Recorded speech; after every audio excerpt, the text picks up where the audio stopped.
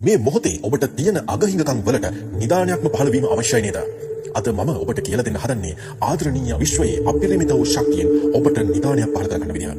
ඒ නිදානය පහළ කරගන්න පෙර ඔබට මේ වනතෙක් ලැබුණු සියලුම දේවල් වෙනුවෙන් ආදරණීය විශ්වයට ස්තුති කරමු.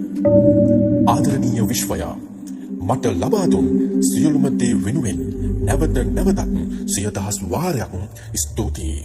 අද දිනයේ මේ නිදානය මා වෙත පහළ කරගන්නා මේ රහස් වීඩියෝව මාහට දර්ශනය වීමට ලබා දුන්නාටද නැවත නැවතත් සිය දහස් වාරයක් ආදරණීය විශ්වයට ස්තුතියි. ඔබ සූදානම්ද? ඔබ ළඟම තියෙන නිදානයක් පහළ කර ගැනීමට ඔබ සූදානම්ද? ඒ මුදල් වලින් පිරුණු නිදානයක්. ඔබ මුදල් වලට කොතරම් ආශා කරනවද? කොතරම් ආශා කරත් ඔබ ළඟ මුදල් රැඳෙන්නේ නැහැ නේද? ඔබ කොතරම් ඉපයුවත්, කොතරම් හම්බ කරත්, කොතරම් මුදලක් ඔබේ පසුම්බියට පැමිණියත් ඒවා ඔබ ළඟ රැඳෙන්නේ නැහැ නේද? මම අද කියලා දෙන්නේ එයට හේතුව මෙම නිදානෙත් එක්කම. ඔබ ළඟ යමක් රැඳෙන්න නම් ඔබ එයට ගෞරව කළ යුතුයි. මුදල් යනු විශ්වීය සංඛ්‍යාතයකට අනුව සැකසූ දෙයක්. මතක තබා ගන්න. මෙලොව පවතින සියලුම දේට සංඛ්‍යාතයක් තිබෙනවා. ඒවා ආකර්ෂණය වන්නේ එයට සමාන තවත් සංඛ්‍යාතවලටමයි. මුදල් යනුද එවැනිම සංඛ්‍යාතයක් ඇති දෙයක්. ඔබ මුදල් වලට එම ගරුත්වය ලබා දෙනවා නම් ඔබ ළඟ තව තවත් වැඩි වැඩියෙන් මුදල් රැඳෙනු ඇති. මුදල් ඔබට ආකර්ෂණය වනු ඇති. ධන නිදාන ධනය බලය ඔබට ආකර්ෂණය වනු ඇති.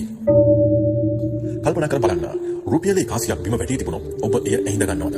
නමුත් කල්පනා කර බැලුවොත් අන්තිම කාලයේම බොහෝ විට ඔබේ මගහැර දමා තිබෙනවා නේද? ඔබේ නිවසේ හෝ තැන් වල වටිනාකමින් අඩු කාසි තැන් වල තිබෙනවා නේද? නමුත් 5000 නෝට්ටුවක බුතුටුවොත් ඔබ එය මගහරින්නේ නැහැ නේද? එය පරිස්සමෙන් ඉස්සරහට ගෞරවාන්විත තැනක තබනවා නේද? හොඳින් මතක තබා ගන්න. අගය රුපියලක් වුණත්, අගය රුපියල් 5000ක් වුණත් මුදල්මයි. ඔබ එයට නිවැරදි අගය, නිවැරදි ගෞරවය ලබා දිය යුතුයි. ඔබ ගෞරව කරන තරමටම මුදල් කියන සංඛ්‍යාතය, මුදල් කියන ධනය, මුදල් කියන ද්‍රව්‍ය ඔබට ආකර්ෂණය වන්න පටන් ගන්නවා ඇති. එනම් ඔබ මුදල් වලට අවශ්‍ය ගෞරවය ලබා දිය යුතුයි. නැවත මතක තබා ගන්න. රුපියල් 5000 නෝට්ටුවක් වුණත්, රුපියලේ නෝට්ටුවක් වුණත් එය මුදල්මයි. ඔබ එයට නිසි ගෞරවය ලබා දිය යුතුමයි. ආදරණීය විශ්වයේ ධනාත්මක සංඛ්‍යාත සෑම විටම ඔබට අවශ්‍ය ධනය බලය ආකර්ෂණය කර ඇති. ඔබ එයට අවශ්‍ය පරිදි ඔබගේ මනස සුසර කරගත යුතුයි. එනම් ඔබගේ මනසින්, ඔබගේ සිතින් මේ ධනාත්මක සංඛ්‍යාත නිකුත් කිරීමට ඔබ සිතට තබා ගත යුතුයි. එනම් මුදල් කියන දෙයට, ධනයට ඔබ ආශාව යුතුයි. ඔබ ධනයට ගෞරව කළ යුතුයි. එම ගෞරවය ධනාත්මක සංඛ්‍යාතයක්ව විශ්වය හරහා ගොස් එය නැවත නැවත ඔබට ආකර්ෂණය වීමට පටන් ගනු ඇත. ආදරණීය විශ්වය සෑම විටම ඔබට අවශ්‍ය දේ ලබා දීමට බලා සිටිනවා.